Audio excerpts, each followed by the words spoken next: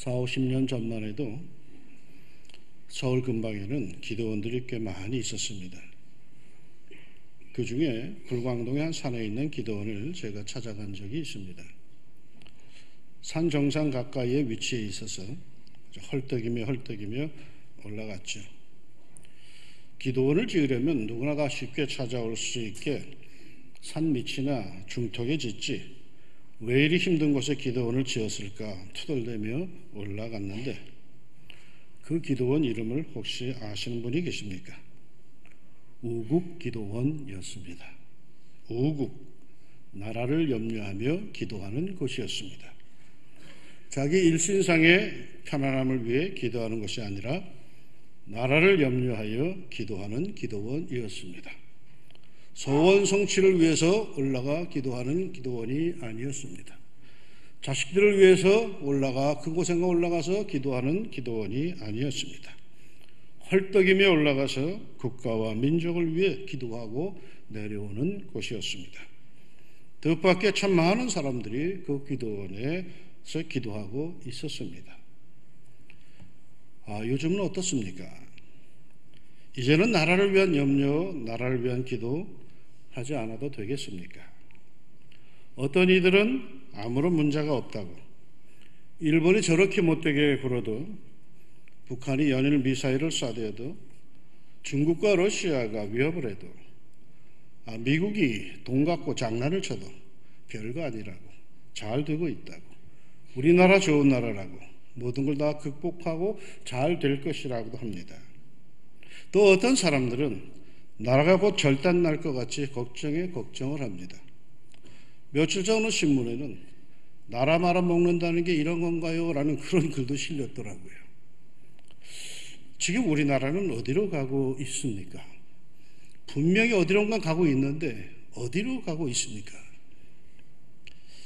며칠 전 교단의 중진 목사님들과 식사할 기회가 있었는데 그때 우리 교단의 진경 총회장이며 신의 큰교회 원로 목사님, 미래학을 전공하신 그 목사님이 그런 말을 하세요.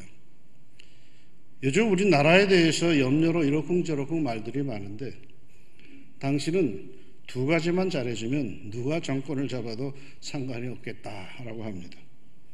하나는 나와 내 자녀손이 이 상태만으로라도 그냥 계속 잘 살 수 있으면 좋겠다 합니다. 뭐 더 잘 살면 더 좋겠지만 그래도 이 정도만으로라도 계속 살 수 있다면 내 자녀손이 헐벗지 않고 굶지 않고 먹고 살 수 있게만 해준다면 뭐 좌든 우든 상관이 없겠다라고 합니다. 그리고 또 다른 하나는 나와 내 자녀손이 지금처럼 마음껏 찬송하고 예배드리고 선교할 수 있는 그런 신앙의 자유가 보장되기만 한다면 누가 나라를 주도해도 상관하지 않겠다라고 하죠. 뭐 듣고 보니까 공감이 가는 면이 있습니다. 좌든 우든 지금처럼만 살게 해주고 신앙의 자유를 보장해주고 내 자녀손이 이 자유를 계속 누릴 수만 있다면 뭐 좌우가 돌아가면서 정치를 하더라도 아니 누가 계속 집권을 하더라도 상관하지 않겠습니다. 어차피 정치라고 하는 것은 사람마다 감각이 다 다르지 않습니까? 점잖은 목사님들도 정치 이야기만 나오면은 아주 분위기가 어색해지더라고요. 그런데 제가 가만히 보니까 이건 정의의 문제라기보다는 취향과 성향의 문제인 듯 합니다. 저 사람은 늘 저런 성향이 있기에 저런 정치와 저런 정책을 선호하고 또 다른 사람은 언제나 그런 의식 속에 살아왔기 때문에 그러한 사람들을 좋아하는 것뿐입니다. 그러니 정치로 목숨을 걸고 싸우는 것은 이건 좀 우습다라는 생각이 듭니다. 이러한 정치를 벗어나서 무엇보다도 중요한 것은 우리의 자유와 우리의 안전과 우리의 안보의 문제이죠. 솔직히 경제정책의 실책으로 조금 못 살게 되고 어렵게 되는 것, 그거 참아줄 수 있죠.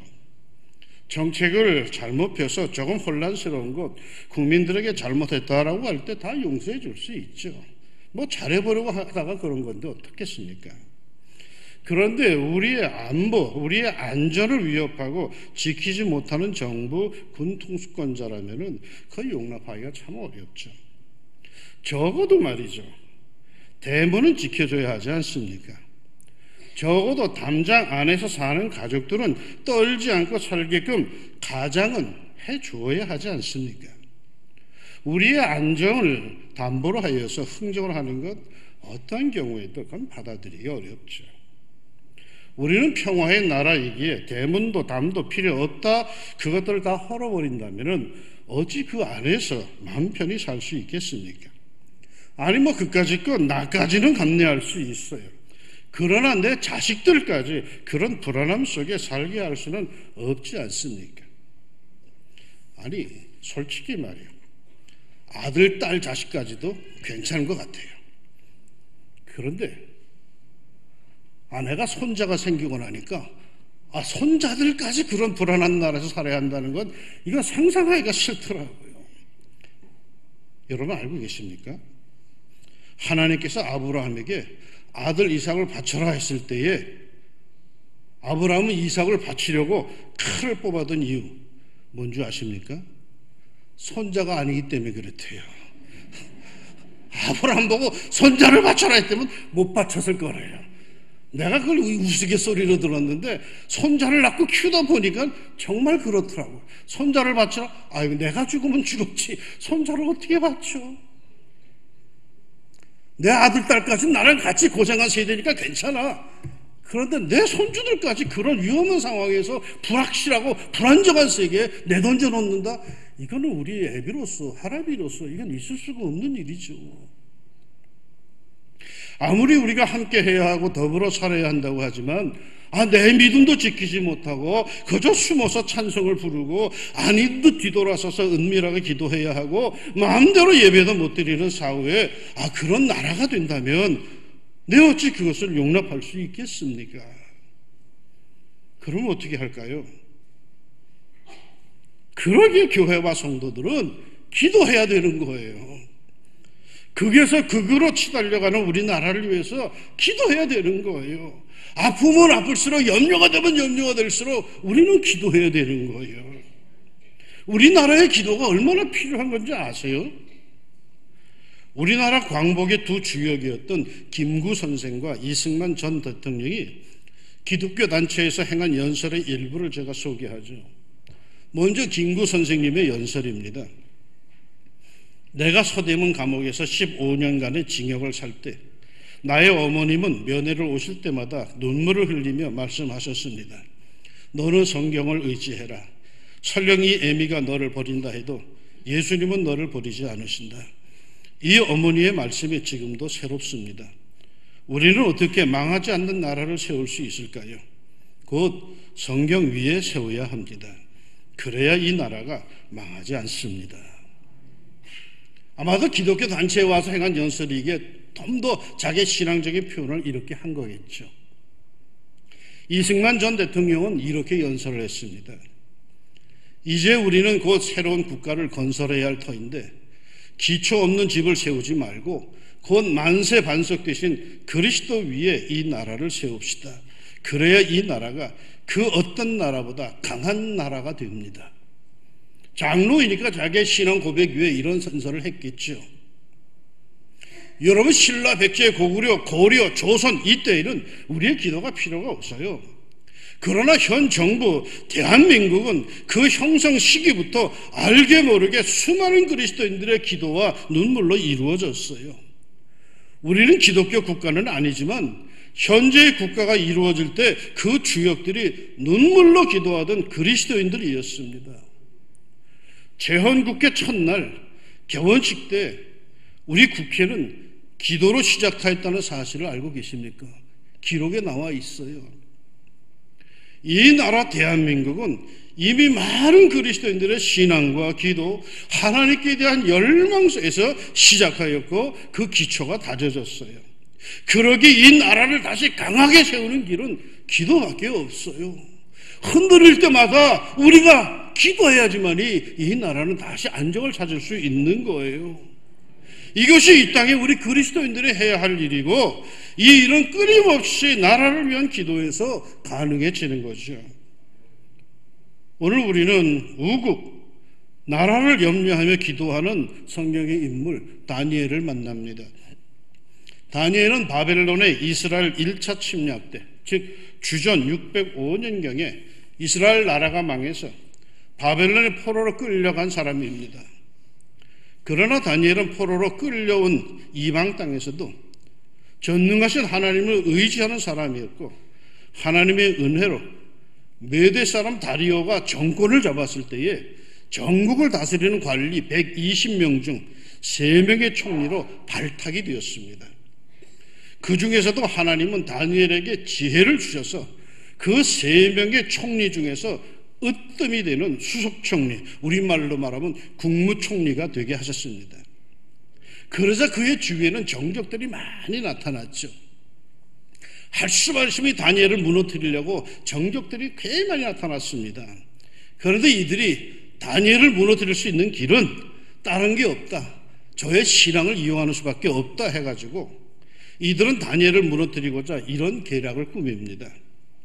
앞으로 한 달 동안 30일 동안 왕 외에 다른 신에게 기도하는 자는 사자굴에 집어넣어 처형하자고 하는 법안을 만들어서 왕의 허락을 받아냅니다. 뭐 왕이야 자기를 지켜 세워주는 거니까 기분이 좋았겠죠. 그래서 허락을 했죠. 이런 위험한 상황에서 다니엘은 어떻게 합니까? 생명이 위험하니 당분간 기도를 한 달 쉴 수도 있었을 것입니다. 혹 그것이 마음에 들지 않으면 아닌 척하면서 속으로 몰래 기도할 수도 있었을 겁니다. 그러나 다니엘은 오늘 성경에 보니 언제나 정한 시간에 모든 일을 중지하고 자신의 방에 들어가 예루살렘을 향한 창을 열고 기도합니다. 다니엘은 왜 이렇게 열심히 기도했을까요? 무엇을 위해서 목숨을 걸고 기도했을까요? 자신의 출세를 위해서요? 침략국에서 목숨을 부지하고 그저 잘 살 수 있도록 지켜달라고 기도했을까요? 아닐 겁니다. 나라는 망하고 백성들은 포로로 잡혀와 고통받습니다. 그러니 믿음의 사람 다니엘의 관심은 당연히 국가에 있죠. 자기 조국에 있죠. 자나깨나 바벨론의 침략에 망한 조국만을 걱정하고 있습니다.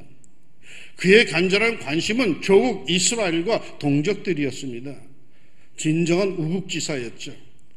이런 우국지사들은요, 기도해야 돼요. 모이면 염려하고 모이면 불안하고 모이면 뚱얼댈 게 아니라 기도해야 돼요.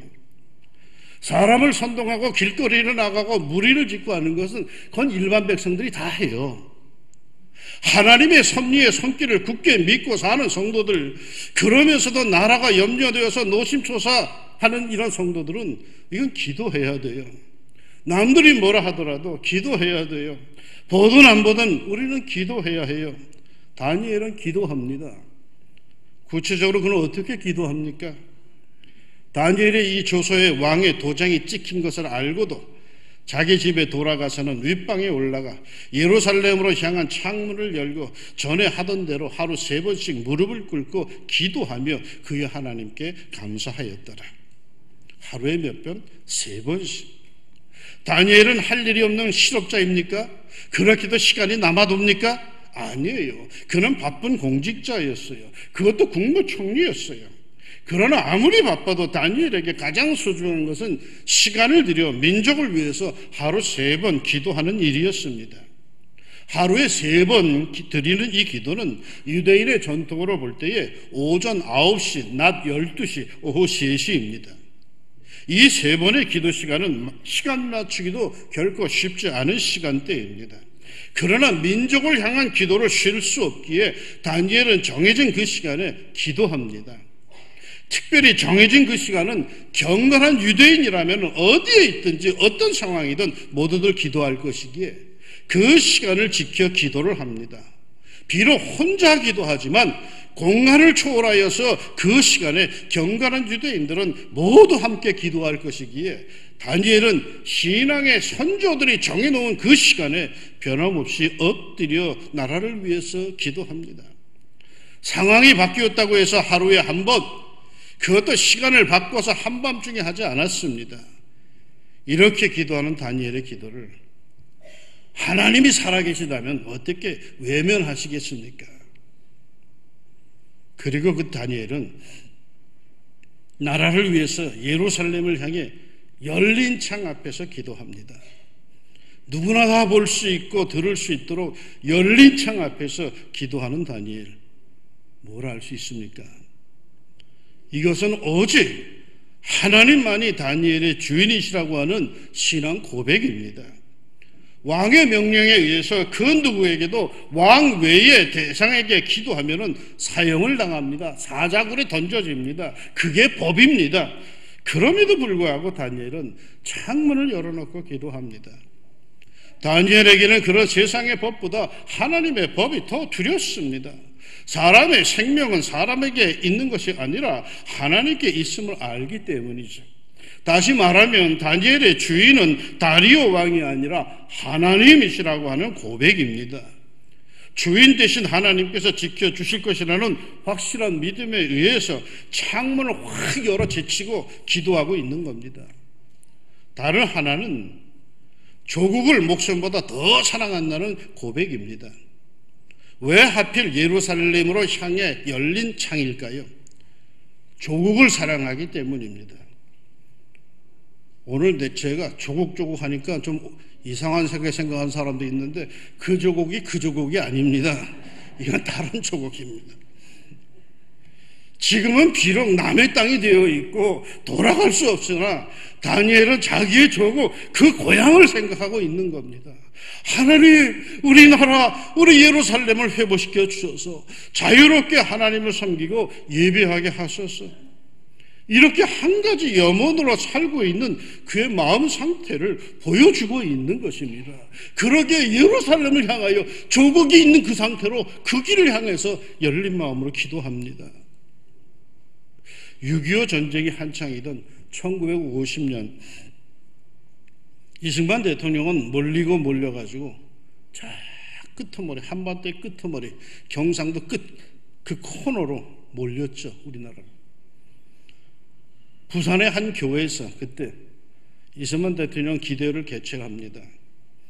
그 기도회하는 개최하는 그 자리에서 이승만 대통령은 목사님들 나라를 위해서 기도해 주세요라고 눈물로 요청을 하고 많은 목사님들이 이에 부응하여서 그 교회에 모여서 철회하면서 기도를 했습니다. 그 기도를 하나님이 들어주셔서 얼마 후에 곧 유엔군이 파견이 되었고 나라가 풍전등화의 상황에서 구원을 받았습니다.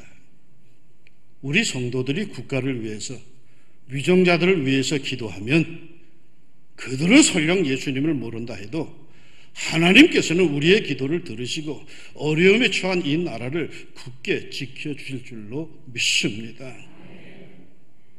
이러한 나라를 위한 다니엘의 기도, 쉬지 않는 기도였습니다. 본문의 중간에 보니까 전에 하던 대로라는 말이 나옵니다. 다니엘의 기도는 일회성이 아닌 계속적인 기도였음을 알 수 있죠. 해마다 8.15 광복절이 되면은 국가를 위한 기도회라는 타이틀들이 많이 보여집니다. 이것은 분명 아름다운 일이죠.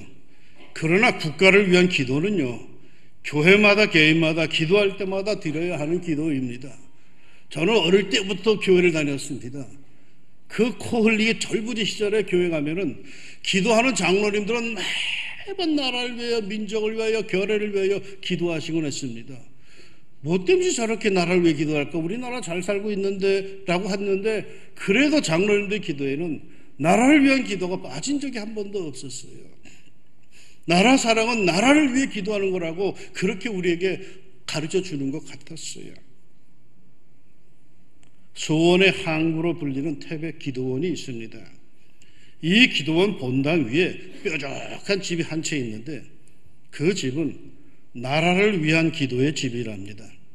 그 집에서는 오직 나라를 위해서만 기도해야 하는데 매번 그 안에서는 여러 사람들이 땀과 눈물 흘려가면서 나라와 민족을 위해서 기도를 한답니다. 어느 목사님이 그 모습을 보고는 우리나라를 지키는 힘은 군대나 경제가 아니라 저들의 기도를 들으시는 하나님이시구나 했답니다. 나라를 위해 기도합시다.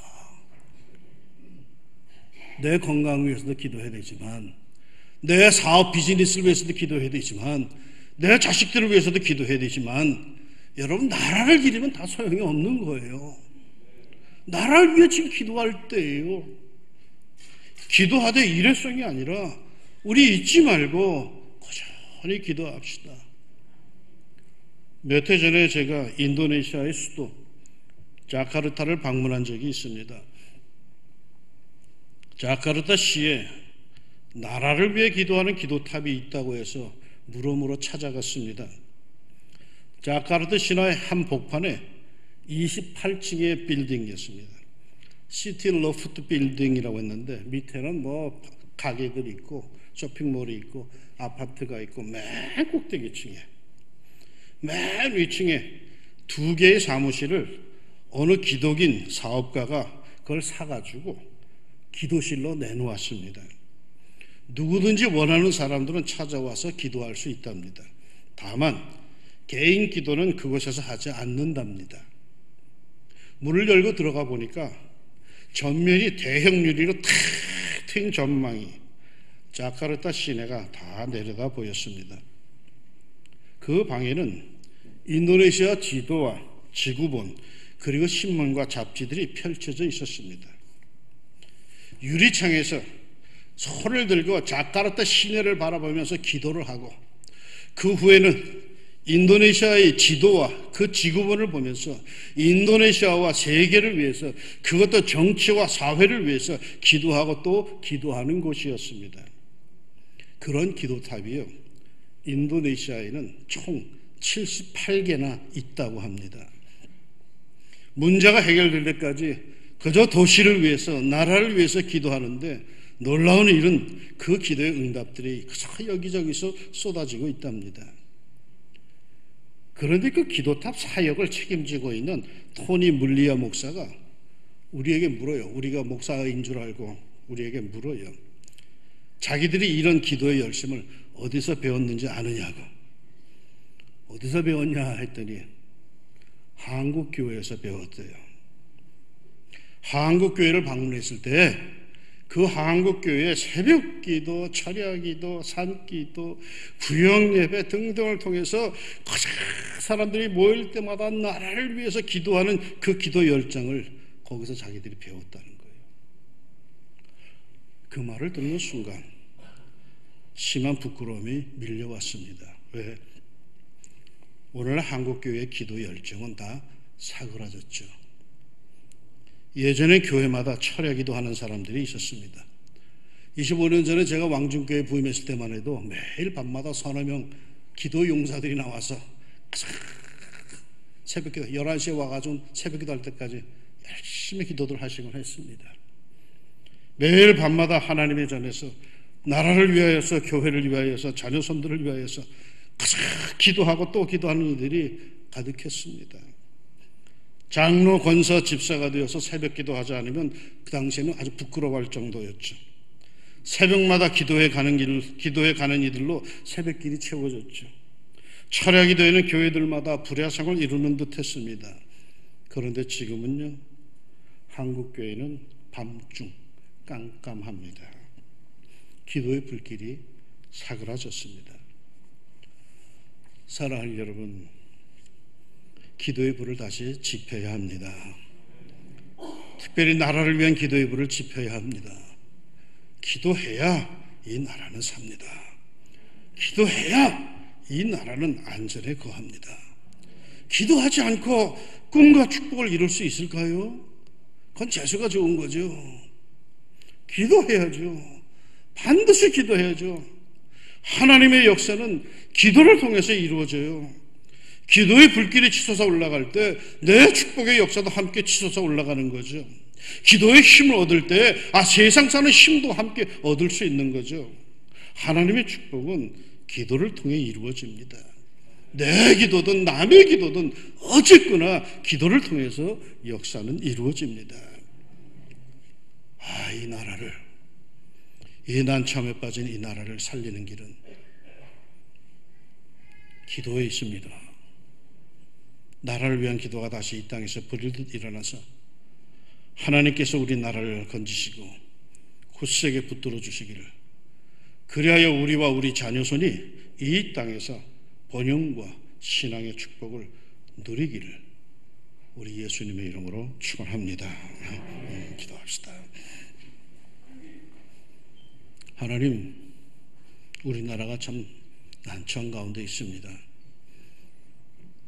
여러 가지 일들이 꼬이면서 이럴 수도 없고 저럴 수도 없는 참 난참에 빠져 있습니다. 잘하려고들 했겠지만 결과적으로는 참 나라가 여러 가지 흔들리고 참 그러합니다. 하나님, 이러할 때 뭐 정치하는 사람들이 자기들 목소리 높여서 정치하겠지만 우리 성도들이야 기도해야 되지 않겠습니까? 교회들마다 기도의 불이 등이 켜지게 하여 주옵소서. 성도들마다 자기의 기도의 등에 불이 밝혀지게 하여 주옵소서. 나라와 민족을 위해서 하나님 기도하게 하여 주옵소서. 뭐 그까지 고생한 거는 나와 내 자식들까지, 내 아들, 딸까지는 그런다 치더라도 내 손주들까지, 그 밑에까지, 그 아무것도 모르는 내 후손들까지 그런 불안함과 어려움과 가난함에 우리가 맡길 수는 없지 않겠습니까?